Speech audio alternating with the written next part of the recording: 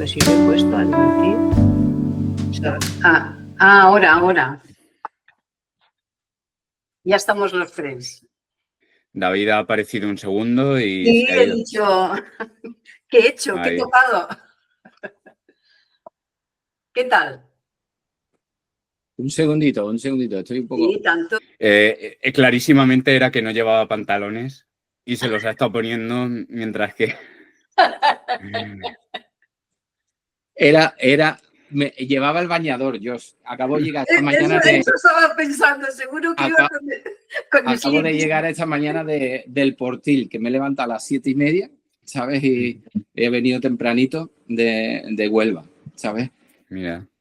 Pero bueno, a las 5 de la mañana me desperté, como todas las cosas que tenía hoy, pues estuve dándole vuelta, un poco en la línea del obsesivo. Pero, ¿qué tal, amor? ¿Cómo estás? Muy bien. Encantada de tenerlos a los dos por primera vez, los dos aquí para debatir. Y muy feliz, ya te digo, ha sido un verano muy productivo gracias al ChatGPT. Sí. Y no he parado de pensar cosas, de escribir, de analizar películas. Me han enviado enlaces, Me han enviado enlaces de películas, con lo cual bajar a Barcelona con el turismo que hay. Bueno, ya habéis visto, ayer hubo un accidente en Santa Susana, al lado de donde resido yo, y es que es un trasiego de autobuses y de turismo. Entonces, muy bien, muy contenta de que me lleguen los enlaces. Tengo películas, si algún día os interesa algo, bueno, no os va a sobrar tiempo, No. Pero sí. Que, por cierto, ayer escribí un tema sobre la crisis de espectadores en el cine. Es tremendo, no lo he leído, a ver si me mandas el post. Yo estuve el sábado pasado en un cine que han invertido mucho dinero, que está en Plaza de Armas, ubicado en el centro de Sevilla, en un sitio estupendo, un sábado a las 8 de la tarde, que no hacía mucho calor, que debería de estar tal, Cine Odeón, que tiene algunos asientos reclinables, así de cuero, tal, ofertas con el pad de tal, muy bien, y las pantallas enormes, gran sonido y tal, y éramos 8 personas. Buah, es que... 8 personas. Pues ahí he escrito, está ahí en Ágora de Ideas el último enlace, ya os lo enviaré, sí. Es una pena, está cambiando. Y las nuevas generaciones, bueno, vamos a hablar de los que vienen detrás también, los más pequeñitos, pero las nuevas generaciones, la atención, eso, a los 20 minutos había un murmullo ya entre ellos, diciendo, qué lento. Sí, porque la dopamina que ha generado, porque ya están educados, ya estamos todos educados, yo también me incluyo. Estamos educados a deslizar, pim, y esto ve una cosa, dopamina, y claro, el nivel de la dopamina está ahí, ¿no? Es una satisfacción. Claro, una película de 2 horas, aunque sea de 1 hora 45, pero 2 horas 30, y que sea de estar pendiente de los detalles, uy. ¿Y qué os parece la de Weapon? Era precisamente esa, la de Weapon, la de miedo. Bueno, es un terror incómodo. A mí me parece... Pero claro, en TikTok, en el canal, vi una que decía películas de mierda que no debes ver. Y ponía ejemplo a Weapon. Dice, no, es súper repetitiva, vuelve a contar la misma historia, no sé qué, claro. Y me parece brutal cómo hace el montaje en puzzle y contando desde las diferentes perspectivas. No la he visto, y quiero verla. O sea, no... Te voy a hacer más spoilers. Claro. Que pues digo, algo así de bucles y tal. Me ha gustado mucho la última que he visto en pase, La vida de Chuck. No la he visto. Ostras, yo me leí los relatos de Stephen King. Tengo ganas de... Pues está hecha con mucha curiosidad, con mucho cariño. Bueno, el baile de él es loco. Y por fin hay una adaptación de Stephen King que sea buena, que en el cine, amor, ¿o qué? Uf, ahí nos vamos a pelear, que yo sí que considero que hay peli... Bueno, pues es eso, es esta película que precisamente se estrenó la última semana de agosto. Yo creo que la fecha del estreno fue un imponderable que no favoreció mucho. Y bueno, son actores muy conocidos, ¿verdad? Está dirigido por Silvia Kerr, el guion es de Marta Armengol y Daniel González. Bueno, Anabel Alonso, ¿quién no conoce a Anabel Alonso? Y Edu Soto, ¿verdad? Entonces, pues sí, la sinopsis la tengo aquí. Es una niña que es muy inquieta, ¿verdad?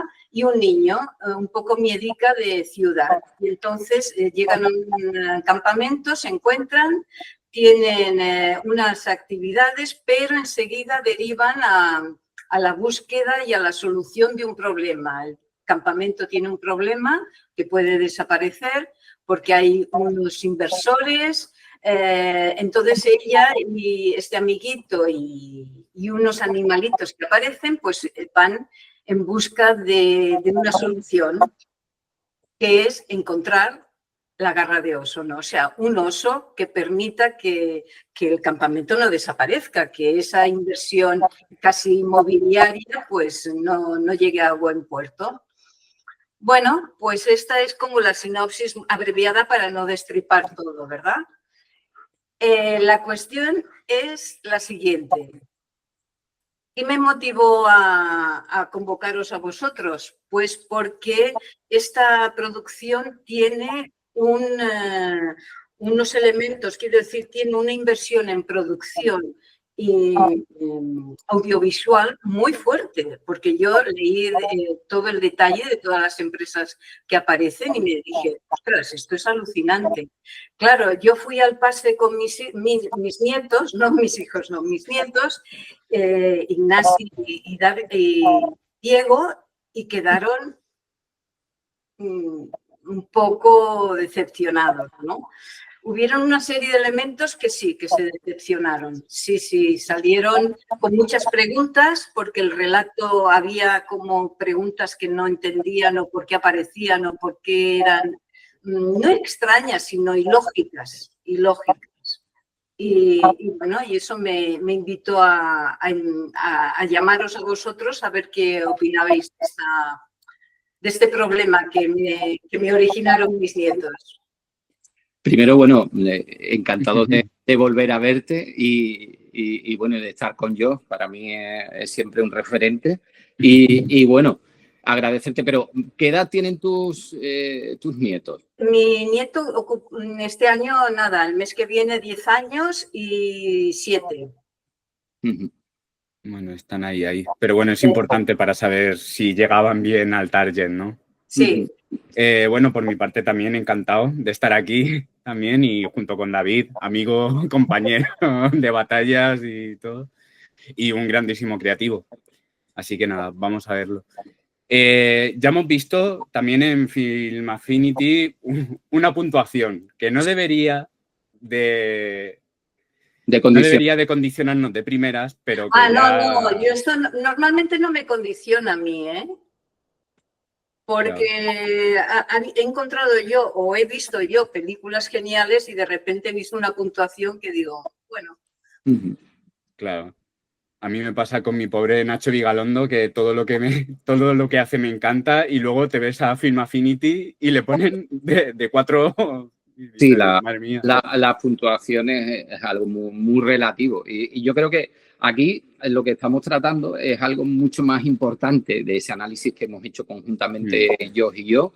Ese análisis es más importante que ver si ese target, ese público, que serían los niños de 6 a 12 años y tus nietos están dentro de ellos, si han conectado realmente una superproducción, que luego yo puedo dar detalles, una superproducción tecnológica, si ha conectado esa narrativa con ese público, ¿no? ¿Y por qué? Si han cambiado, porque ya esos niños no piensan ni como tú, amor, ni como yo, ni como yo, ni como la mayoría de la audiencia han cambiado. Piensan y se expresan de formas diferentes. Yo creo que es lo que podemos desvelar hoy aquí en este análisis tan interesante, ¿no?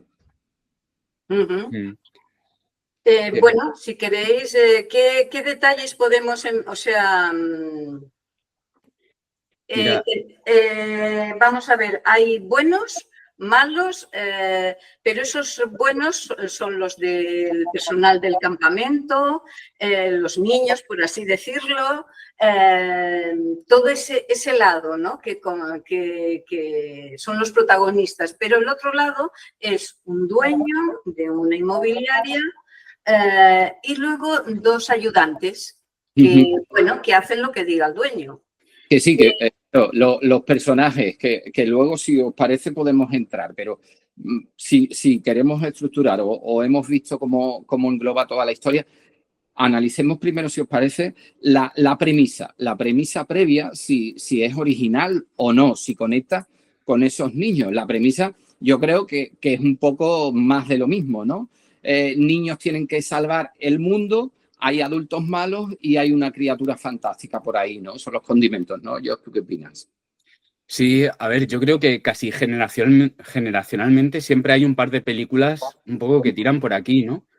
Yo, de hecho, ya tengo recuerdos de mi infancia o sea, yo ahora no me acuerdo de ver El cerdito valiente, pero sé que en una de las películas él tenía que salvar la granja. Sé que, o sea, es como que siempre hay películas en las que hay o niños o animales que tienen que salvar ese mundo incomprendido de los adultos, que son los malos, ¿no? Y tienen que hacer eso. Y evidentemente, es una técnica en la que te relaciona más, que yo creo que está más relacionado, aunque te digan que es salvar la naturaleza y tal, es el mundo niños versus el mundo adultos. De los niños no entienden por qué de repente tienen que renunciar a cosas, por qué de repente tiene que haber cambios, por qué de repente tiene que haber no sé qué, ¿no? Y es como este choque realmente generacional, ¿no? Y los animales son un vehículo para llevar. Y es más, tú hablabas tu ejemplo, te ponías de ejemplo, pues imagínate los niños hoy en día con la exposición tan grande que tienen a plataformas como puede ser Netflix o Disney Plus, y están acostumbrados a ver eso. Entonces le tienes que dar muchas más capas a esa historia que sí, que es una historia que es explotable y que sí, que se puede potenciar, pero hay que darle muchas más argumentos o subtextos dentro de esa narrativa, como por ejemplo lo que decía Amor, de los personajes, los malos, ¿no? El villano, en principio, no solo la caricatura va a hacer reír a los niños de un villano malo, tiene que tener algo más, sentirse levemente amenazado, no que pase miedo, no sé Sí, qué. es que realmente no es realmente un villano. Bueno, que los niños también están acostumbrados a esos villanos de terror, ¿no? O sea, no tiene ese componente inquietante o que quieres huir, del que quieres huir, ¿no? No enfrentarte, sino huir. No tienes. Es como tan chistoso que, no sé, el tema de que no tiene pelo, tiene peluquín, o sea, es un poco es un villano ridículo. Es una caricatura.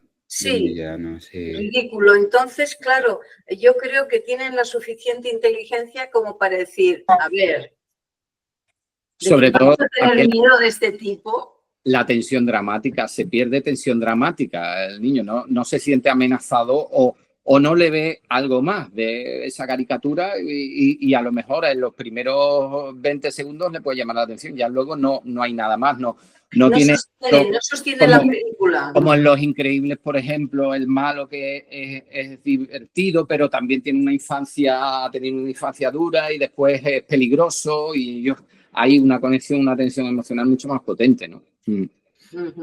A ver, yo creo que no hay que llevarlo a lo malo de los 80, que yo creo que estamos algunos traumatizados de las pelis de aquella época, que de repente eran dentro del laberinto y tú te pones a verla como adulto y ya es perturbadora. Sí.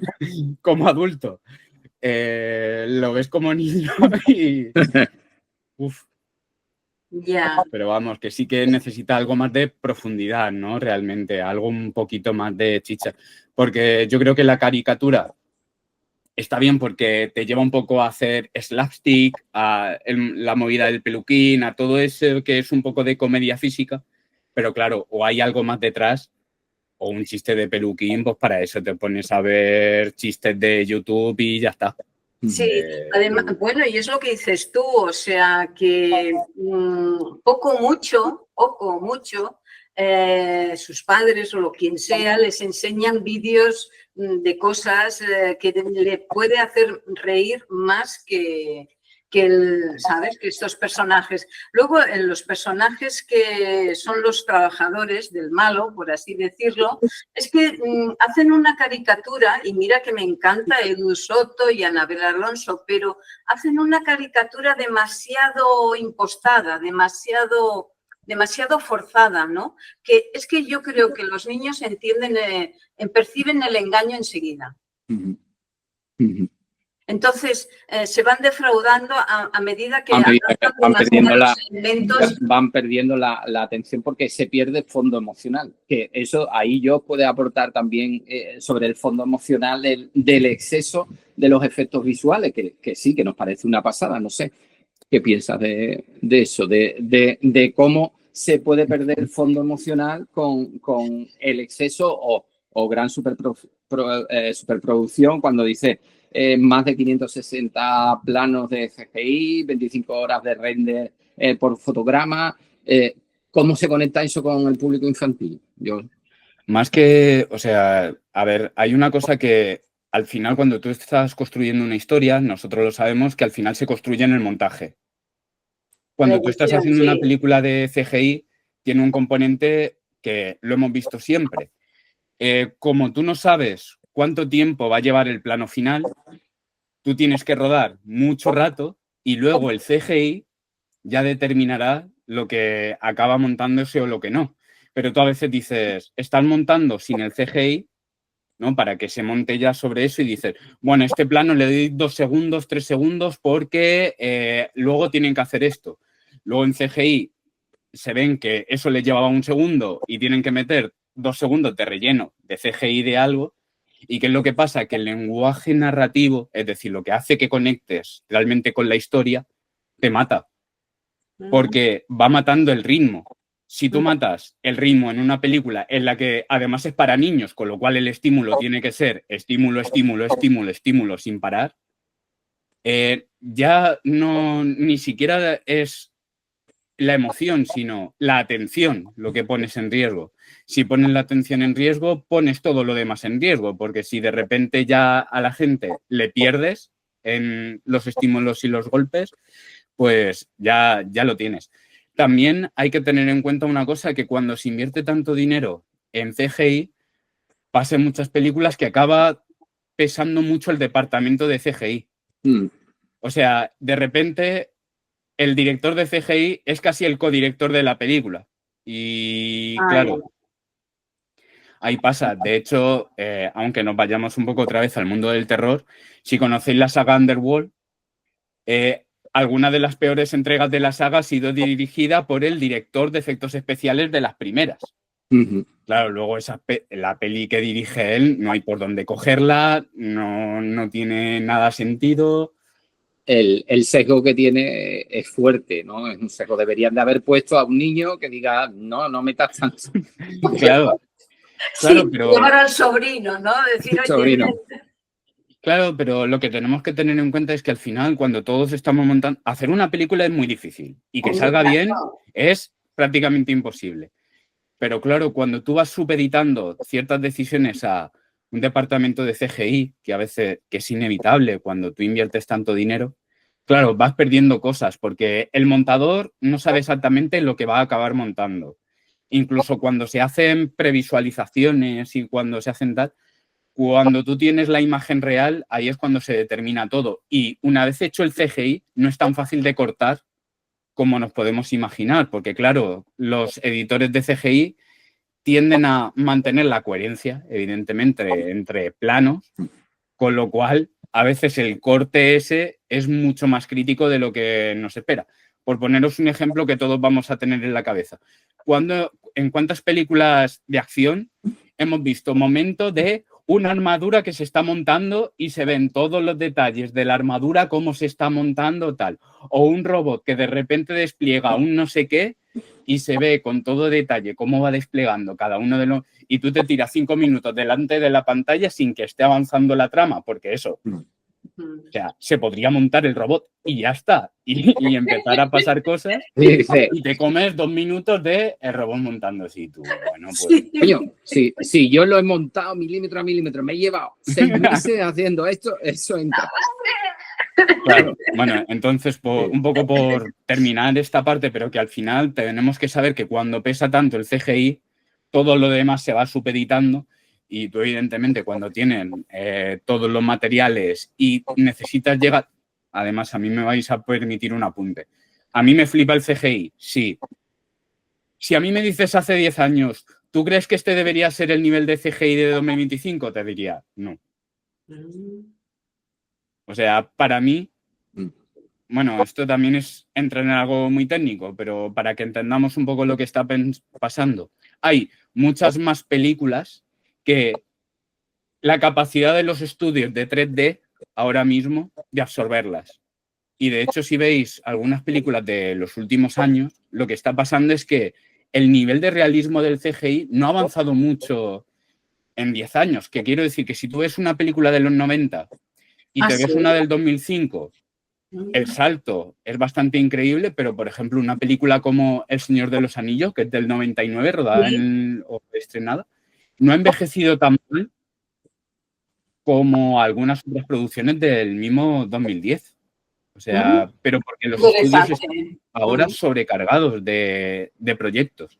Entonces, ¿qué hacen? Al acortar tiempo, acortas calidad. Ya lo entiendo. Sí, sí. Pues es curioso eso que acabas de decir de las películas de 1999. Sí, a ver, hay alguna de los 90 que no hay... O sea, estoy diciendo El Señor de los Anillos porque está especialmente bien hecha. Es que sí, la vi y fue, bueno, un flipar, ¿no? Aquello que dices espectacular, pero lo siguiente. Sí, pero por ejemplo, otro ejemplo clarísimo, Jurassic Park. Yo ahora ya la noto envejecida, pero durante muchos años ha estado muy vigente. O sea, perfectamente durante 25 años ha estado a la vanguardia de la tecnología. Hoy te vas de campamento. ¿En el campamento habrá osos? No, mi amor. Recuerda que tu imaginación está solo en tu cabeza. Estos niños no saben que van a pasar el mejor verano de sus vidas. 1, 2, 3. ¡Llega la diversión! Este sitio es genial. ¿Pero qué ha pasado aquí? Han cortado nuestro árbol. Pero esto es una zona protegida, es una vida de osos. Mira, ahora no se ven osos. No hay osos, no hay protección. Tenéis 2 días para desalojarlo. ¿2 días? ¿Y si hacemos un plan para salvar el valle? No hay nada que hacer, ¿no lo ves? Intento ayudar y nadie quiere oír mis ideas. Ojalá alguien me entendiera por una vez. Este color azul haría juego con las flores de mi madriguera. ¿Una mofeta que habla? ¿Un humano que habla? ¡Espera, no te vengas! Solo necesitamos encontrar un oso. ¿Cómo íbamos a encontrarlo en ese valle tan grande? ¿Qué haces aquí? ¿Por qué estamos en el agua? Voy a ver a un amigo mío. Los humanos adultos son peligrosos. Acabarán con todo. Parece que alguien está buscando un oso. ¡Encontrado! ¡Mofeta, espéranos! ¡Ah! ¿Pero qué quieres de mí? Creo que juntos podríamos salvar el valle. ¿Salvar el valle? ¿Salvar el valle? ¡Corre! Ayúdanos, por favor. Somos un equipo, ¿no? Todavía hay esperanza. Bueno, pues ya estamos. A mí me gustaría preguntarte, amor, de los 3 actos de esta peli, ¿qué observaste tú en el segundo acto, en lo que es la búsqueda del oso y tal? ¿Y qué observaste también de cara a tus nietos? ¿Cómo veían ese segundo acto? ¿Fue lento? ¿Fue rápido? Bueno, es que incluso el oso aparece ya al final. Entonces, realmente el oso aparece a lo lejos. No hay una trama que, ¿sabes? Que los niños impliquen, ¡ay, lo hemos encontrado esto! Luego, bueno, claro, indudablemente, encontrar unos niños un oso y acercarse directamente, pues es como que te explota el cerebro, no puedes, o sea, unos niños, ¿no? Entonces sí, lo ven a lo lejos, ¿verdad? Pero es como al final, como decir, oye, lo ponemos para que vean que sí existía el oso, ¿no? Pero ese viaje, yo prefiero Ese también viaje es como... un viaje del héroe. Y realmente no, a lo mejor, según lo que estás comentando, no tiene profundidad ni tiene pequeñas recompensas que los niños valoran y que les mantiene la atención, ¿no? No hay todo ese proceso que indicas que hubiera sido lo lógico, ¿no? O sea, tener... Porque es que todo se apoya en la ardilla, ¿no? O sea, el que veamos que la ardilla pues, se ha hecho de forma audiovisual y que, ostras, qué acontecimiento. O sea, el acontecimiento es la ardilla, el oso pues está por ahí que lo tienen que encontrar, ¿no? Ni mis nietos me nombraron nada del oso, ¿eh? De esa aventura, que es el centro, es el segundo acto. No. El centro el cogollo de la historia, ¿no? Sí, ¿no? Esto es como, yo qué sé, buscando a Willy, ¿no? Pues no tenía, o sea, no. Sí, pero hay cosas, verá, para fomentar esas pequeñas recompensas, para tenerlos enganchados en películas, en grandes películas así familiares, como puede ser Frozen, que a lo mejor, pero hay canciones, hay pequeñas recompensas, hay traiciones, hay tal, que le van metiendo pildoritas que al fin y al cabo tendemos hacia eso, porque hoy en día en la televisión son muchos sketches, eso es debido a como el público en general ve las redes sociales y que no mantiene la atención. Claro, lo que te decía yo de las recompensas de dopamina, ¿no? O sea, mantener al público con muchas... Bueno, es que incluso es lo que ha hecho, saliéndome del tema, Ari Aster, ¿no? El director que ha hecho Eddington, que dice todo el mundo, es que ha puesto muchos temas. Bueno, es que no es tonto. De eso del público, yo verás que nos puede aportar un montón de cosas, ¿no? Entonces, sí, la trama, ya te digo, contestando a tu pregunta, no había nada. Era el tema, más que nada, destacar la labor intrépida de la niña. Esto era el sumum. El niño, pues sí, inteligente, ayudaba, pero tal y tal. Y luego cosas que le llamaron la atención, por ejemplo, se caen de una cascada, una mega cascada, y están secos. Y dicen, ¿cómo es que están secos? Luego dice, bueno, como diciendo, se compensan cuando caen en un barro, que se notan las botas. O sea... que hay cosas que los niños, las mentiras es lo peor que llevan. Lo impostado, ¿no? Lo que es así. A ver, hay una cosa que es muy raro que pase a los niños y fíjate que en una película infantil que es la suspensión de la incredulidad, ¿no? Lo que hacemos todos.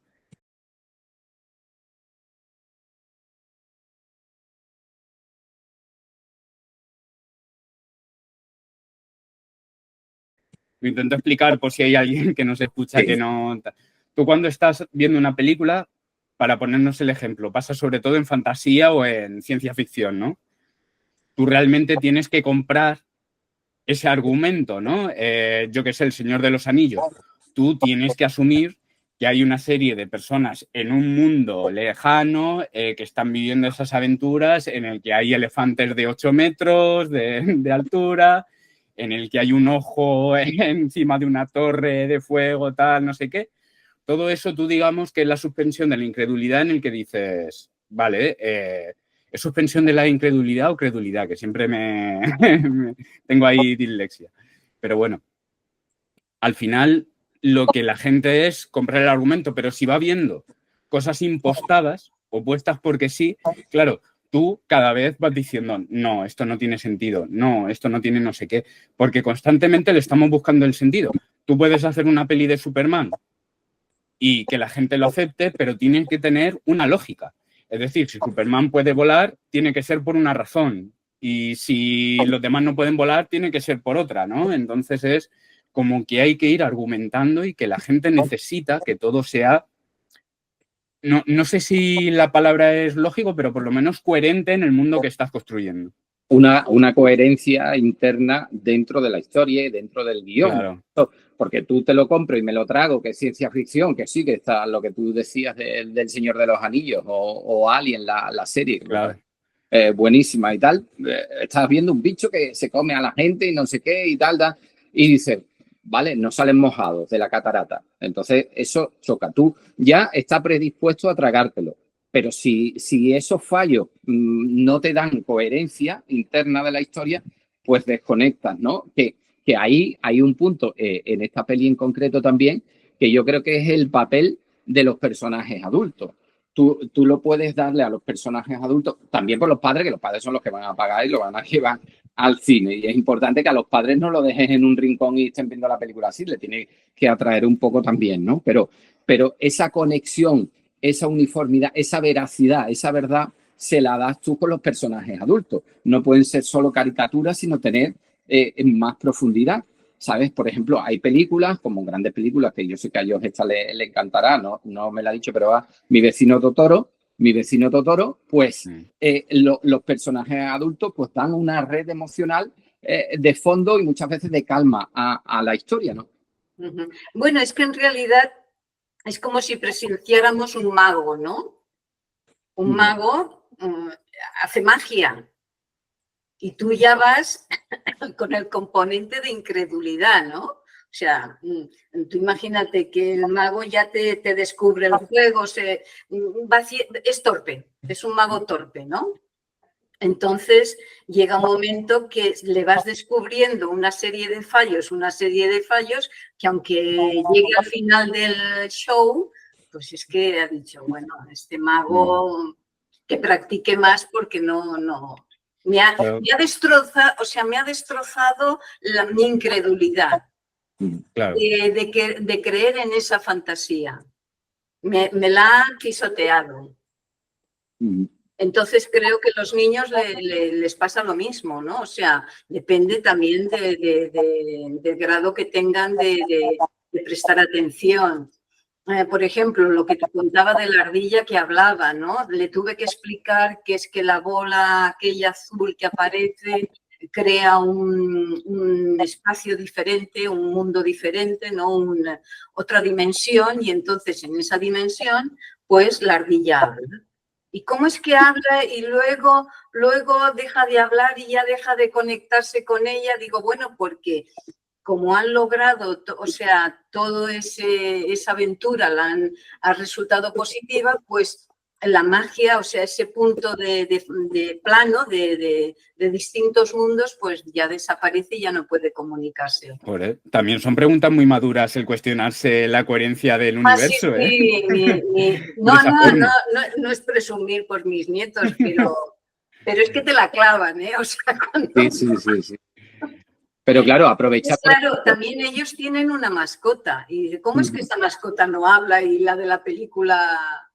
O sea, tuve que... Pero, por ejemplo, si por ejemplo, Maya, que la niña la califica, además en la hipnosis estaba también, de imaginativa, pues tienes que fomentar eso, esa imaginación. Y tú puedes haberle dado una explicación a que los animales hablen a través de la imaginación de la niña, en vez de una explicación ahí que tenga que plantearse tal que les cueste tanto llegar, porque tiene un trasfondo la imaginación, ¿sabes? No. Sí, eso que apuntas es verdad, claro. Esto también fue salir del cine y empezar a hablar, ¿eh? O sea, pero es verdad, eso sí, o sea que toda esa fantasía, toda esa situación es debido a que es la conexión que tiene la niña con la ardilla. Que fíjate que a nivel de guión en muchas películas se resuelve. La niña hace un dibujo y de repente el dibujo cobra vida o sale tal y le habla. Y ya tienes simplemente que la niña es imaginativa. Y luego un padre preguntando, ¿con quién habla? Pues con su dibujo. Ya está, en 2 frames. Te has quitado ese problema narrativo y le das cuerpo a todo lo demás. Que no necesita tampoco... ¿Y la ardilla conecta, amor? ¿Conecta la ardilla con los nietos? No, tampoco. Como personaje... Es que, por lo que he visto en la ardilla, como decía del CGI, es que la han dejado entre el realismo y la caricatura, pero no está en ninguno de los dos sitios, ¿no? O sea, no es ni lo realista como para decir es realista, ni es lo suficientemente dibujo como para ser tan expresivo y tan bonito como un dibujo. ¿Y contigo conectó, amor, la ardilla? No con los niños, yo estudiando los perfiles. los perfiles. Contigo. No, es que no hubo, ¿cómo decirte? No hubo algo, ¿verdad? Bueno, que... Me refería al personaje concreto, ¿A la de la ardilla? No. Sí. No, Sí. no tiene la fuerza que tiene. Mira, Flow eran animales que no hablaban. Y claro, por ejemplo, hay otro ejemplo mítico que hay, a ver, yo también, que nos dice que, por ejemplo, el burro de Shrek, que fisiológicamente conecta con los niños, la forma, las expresiones y tal, y también conecta lo que dice con los adultos. Entonces gusta a adultos y a niños, ¿no, Josh? Sí, pero también el burro de Shrek sí que se puede llevar a un punto de humor muy macarra, porque no deja de ser un dibujo. Entonces lo que decía que es importante que es, han tomado la decisión ni ser hiperrealista ni ser caricatura y lo han dejado en un punto intermedio que no te lleva a ningún lado. Me explico. Han intentado meterle expresiones humanas a la ardilla que evidentemente no tienen, como levantar mucho las cejas, los ojos son más grandes de lo normal, ¿no? Como para poder hacer ese morfín facial y que se aprecien los detalles. Pero claro, el estilo sigue siendo realista, con lo cual te produce ahí un choque de no es dibujo, no es real, entonces no asumes ninguna de las dos posiciones. El cerebro no lo asume. Ah, vale. Claro, porque si lo hubieran hecho por la imaginación de la niña y simplemente hubiéramos visto ardillas con una cara muy expresiva, pues bien. Hay que admitir que hacer una película así es muy difícil. En Babe, el cerdito valiente, que tiene muchísimos años, pero a mí me marcó mucho por la capacidad expresiva, la narrativa, la aventura que hace, todo. Y porque es un verdadero viaje del héroe, es difícil, además, no es una misión sencilla. Pero claro, consiguieron que un cerdo realista empatizaras con él. Evidentemente también hubo muchísimo trabajo enorme, tuvo que ser de los actores de doblaje. Que yo me imagino que aquí en España también lo trabajaría muchísimo. Es que al final es todo. O sea, es la decisión que tomas con el estilo de animación.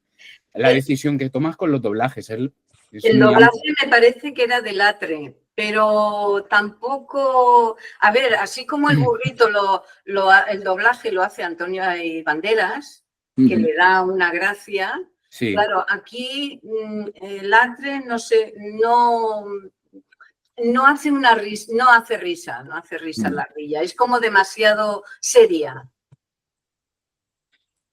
Para mí, el gran problema, que yo creo que también está saliendo conforme lo hablamos, es una cuestión de posicionamiento. Es decir, tenían la comedia y lo serio, tenían el realismo o la caricatura y tenían tal, y han ido dando bandazos entre una cosa y otra. Es que... Sí, es complicado.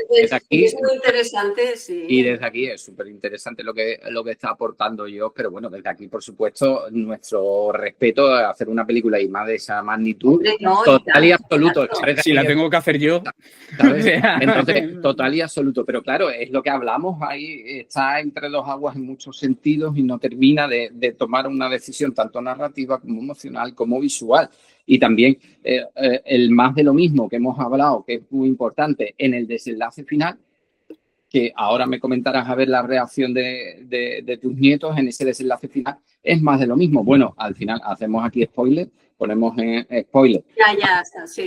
Al final es el clásico final, los niños salvan el campamento y el oso aparece y el malo, el villano, va a la cárcel, ¿no? Es el clásico final sin esa capa emocional, como pueden estar en muchas películas familiares, como por ejemplo Toy Story 3, cuando ya se desprende de sus juguetes y todo el mundo sabe que el final es que se desprende de sus juguetes, pero sin embargo nos acordamos. ¿Por qué? Porque nos impacta, nos duele emocionalmente y aquí el final, venga, a la cárcel tipo este, gracioso y punto, ¿no? No, incluso ahí lo que le dolió a Diego, que era el más pequeño, o sea, que es el más pequeño, es que así que tuve a mis nietos divididos. El primero se fijó en todo lo audiovisual que le defraudó y el segundo era el concepto moral o lógico de la historia, ¿no? Entonces, ¿cómo es que el dueño desaprensivo y tonto lo encarcelan, o sea, está entre rejas, ¿verdad? Porque la parte cómica era esa, que estaba dentro de esas rejas, y los ayudantes que también habían participado, así como, pues venimos porque el jefe nos ha dicho que hagamos esto y, ¿sabes? O sea, venían como fuertes, ¿no? Y dice, ¿cómo es que no están esos? Claro. Y el otro sí, ¿no? Claro, lo hablamos, es lo que comentaba yo antes de esos pequeños fallitos, no fallos, que esas cosas que no son tan ciertas. Incoherencias, No se son de repente incoherencias. No y son... que no se lo creen. Hubiera sido casi un chiste, si querían la fórmula de cómica, hubiera sido un chiste que hubieran estado el dueño y los ayudantes pues peleándose allí mismo, detrás de las rejas, haciendo, yo qué sé, cualquier sketch, ¿no? Aprovechar... Sí, tipo hermano Dalton, de Lucky Luke, ¿no? Exacto, De repente o sea, ahí... aprovechar ese sketch pues para desarrollarlo de una forma no larga, pero sí que... Y puedes introducir incluso una moraleja de lo inicial enfrentándose y que haya alguno que se haya redimido, que piense que no solo la ambición y tal, y que crea la ardilla y se ponga a hablar con la ardilla o la mujer por la ventana. ¿Sabes? Cierras la historia. Sí, yo de verdad que estaba pendiente de la película, pero casi estaba pendiente de cómo ellos reaccionaban a... Tienes dos perfiles interesantes, lo vamos a fichar. Uno es yo y otro soy yo. No, sí, bueno, yo ahora mismo son pequeños, ¿verdad? Pero sí, y además que están en Costa Rica, quiero decir, que ya la cosa es un poco más complicada por sus actividades y por las horas, porque claro, a las 7 de la tarde es cuando se despiertan, o sea que de las 7 de aquí, de España, ¿no? Sí. Pero sí, los quiero promocionar, sí, porque me encantan, sí.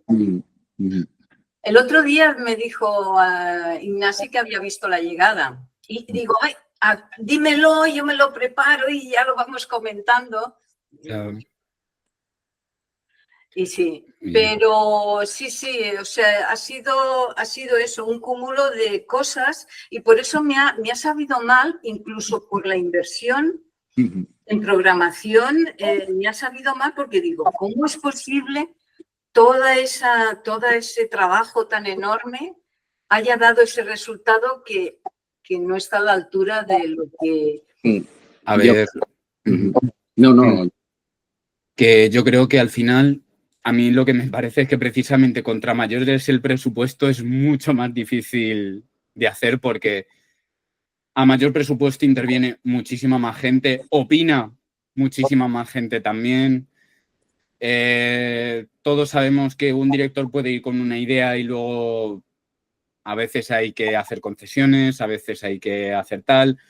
Igual quería hacer más cosas así por plazos, no sé. O sea, es que realmente es lo que decimos, hacer una peli es muy difícil. O sea, muy difícil. Han sostenido la promoción de marketing en ellos dos, ¿no? En Edu y en Abel.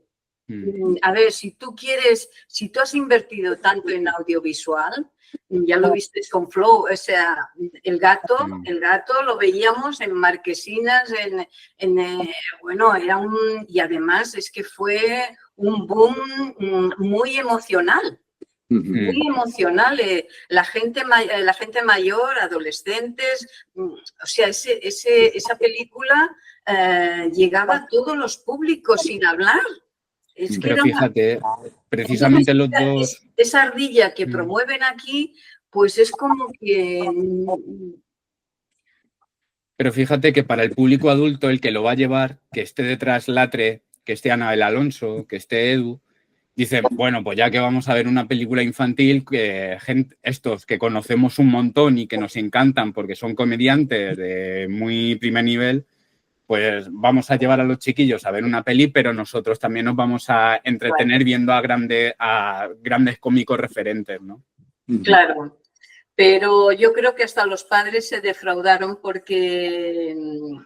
Sí, lo que vamos, tienen que buscar, siempre en este tipo de películas hay que buscar un equilibrio entre el adulto y los niños. El adulto tiene que escuchar reírse a los niños. Y los niños no se ríen, tal, pero al mismo tiempo tiene que engancharlos a ellos de alguna forma que se sientan también, ¿por qué no?, un poco identificados y que conecten un poco más emocionalmente, ¿no? Bueno, como decías tú, Frozen es el ejemplo perfecto. Tú puedes ver Frozen con cualquier edad y te va a llegar. O sea, es un peliculón. O cualquiera de las de Pixar también, porque Sí, evidentemente hombre. piensan en todo. Entonces, Es que lo redondean los personajes. ¿Cómo era aquel del robot tan monísimo? Wall-E. Ah, Wall-E. qué mono, qué mono, qué mono. Sí, sí, es que conectas hasta con simplemente con los ojitos que le hicieron, los ojos ya, eran no expresiones humanas, pero que sabías interpretarlo. Pero es que construyen muy bien los personajes y es que las historias, hay guionistas, yo soy más de esa tendencia de escribir la historia a partir del personaje. Tú tienes un buen personaje con múltiples capas y tal y ya te va construyendo la historia, ¿no? Ya te va dando la historia, ¿no? Agradeceros a los dos la oportunidad de teneros y nos encontramos en otra ocasión. Un placer. Igualmente. Hasta otra, venga a Hasta disfrutar de las vacaciones o del trabajo. Venga.